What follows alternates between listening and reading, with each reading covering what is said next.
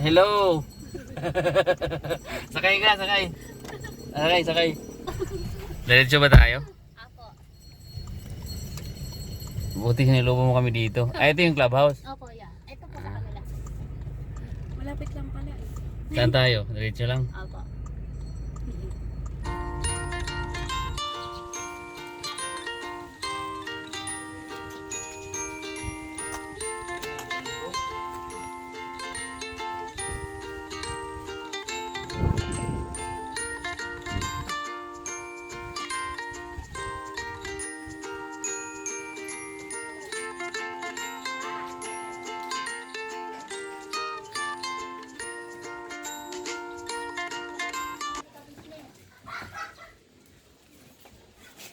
Hello!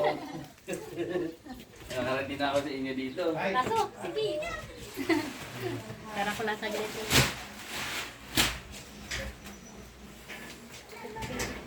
So ayan mga kabisnes, nandito na tayo ngayon sa bahay ni Elaine Latupan. So sino po ba siya?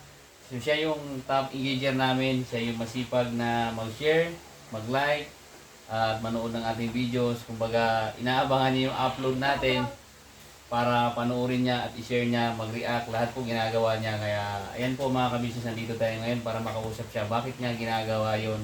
At syempre meron tayong handog mamaya sa kanya na dala natin. May katanungan lang ako tita.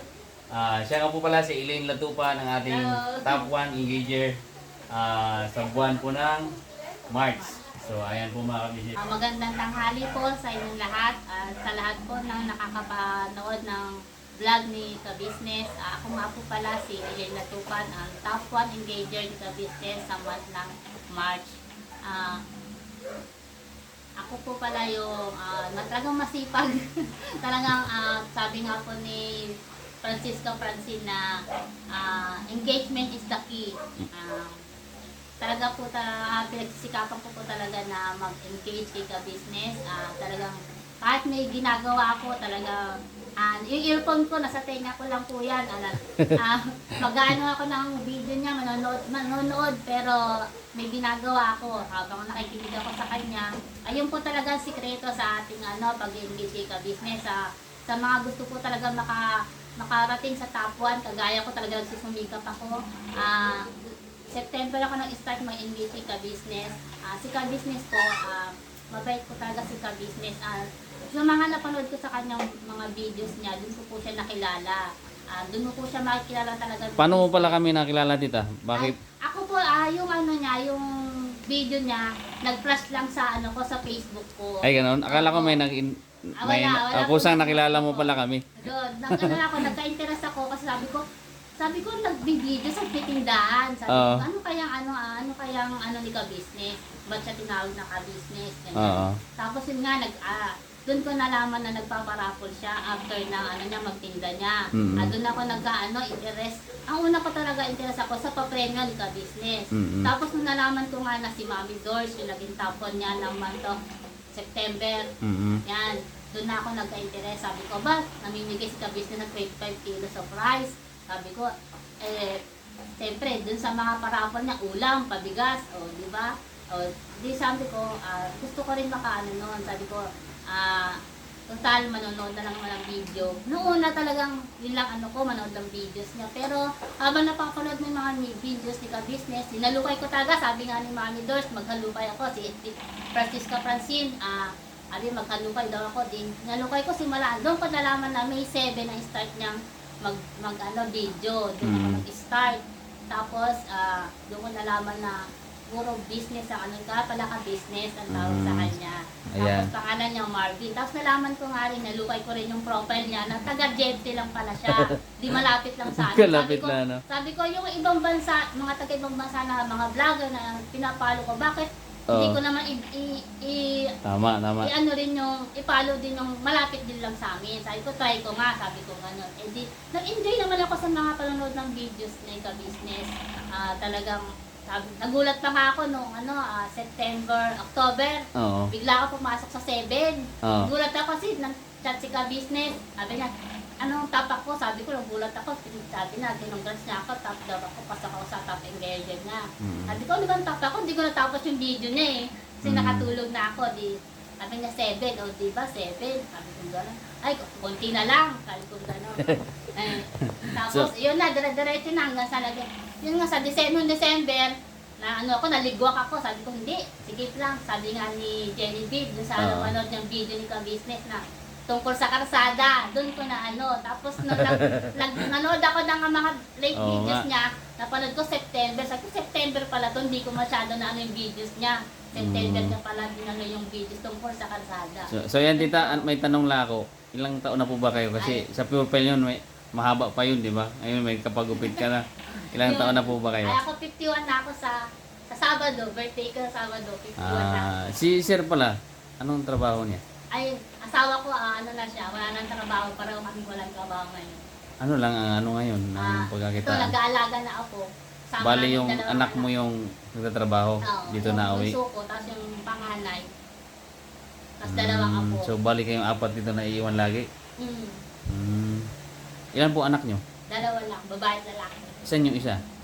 Yung isa nagtatrabaho. Pareho silang tatrabaho. Yung isa lalaki. Yung lalaki ang wala pa asawa, yung babae ang may asawa. Sino panganay nun? Babae. Yung babae, yung bunso, ilang taon? 27. 27. May edad na, ano? Mm.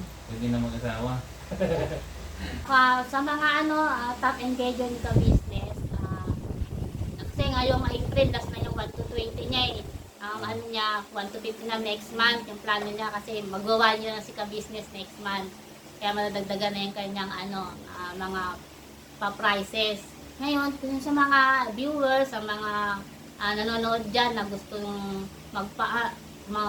makatanggap ng mga price ni Ka-Business, madali lang naman po mag-follow kayo sa page ni Ka-Business, Marvin Acrin Vlog. Manood kayo ng mga reels niya, videos, lalo na yung mga videos niya.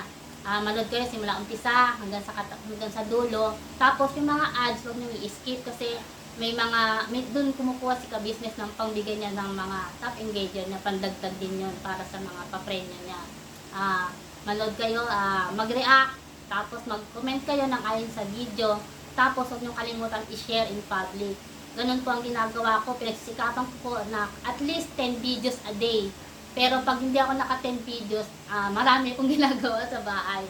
Pero kung kayo talaga gusto niyo maging top 1, sikapin na maging manood ng mga videos niya, mag-share, 20 to 25 videos a day. Ayan, binigyan ko na kayo ng ng technique para makatapon kay kagaya ko. Sa mga sponsor pala ni Ka-Business, bago ko makalimutan, hindi ko na po kayo isa-isahin kasi alam ko naman po. Alam niyo naman po siguro kung sino-sino kayo. Maraming salamat po talaga sa patuloy ng pag-sponsor kay Ka-Business. Naway, supportahan niyo po si Ka-Business hanggang dulo kung saan po tayo makarating. Kasama po natin siya. Gaya nga po na sabi ni Nanay Nancy na yung puno, pag namunga, ayan, marami na po siya talaga. Tayo yung mga sanga, pag namunga yan, tayo rin po ang makikinabang niya. Mas marami pa po siya matutulungan, mabibigyan, nakagaya. Kaya mga ka-business, bilang pasasalamat natin at bilang promise natin sa top 1 engager natin kay Elaine Latupan, so ayan po, ibibigyan na natin yung 25 kilos na bigas. So ito po, dala-dala po natin yung mga business. So congratulations sa iyo, Elaine Latupan, yung ating top 1 engager. Congratulations kay Tita Elaine Latupan. Ito na talaga. So sa lahat po ng nagtataka na may nananalo, follow my page lang po, Marvin Acrin Vlogs, para updated po kayo sa aming pa-games, pa-engage at mga prizes pa po na bago. Kaya tutok lang at i-follow niyo po at like and share lang po ng ating mga videos para magkaroon din po kayo ng prize. Continue lang po tayo sa pag-support kay Ka-Business. Lalo na po yung mga nakapasok sa top engager. Napakalaki tulong po niyang binibigay natin panonood ng mga videos ni Ka-Business. Tuloy-tuloy lang po tayo. Supportahan si Ka-Business. So ayan po. Thank you po. Yun lamang po mga ka-business. See you in my next vlog po. Bye-bye.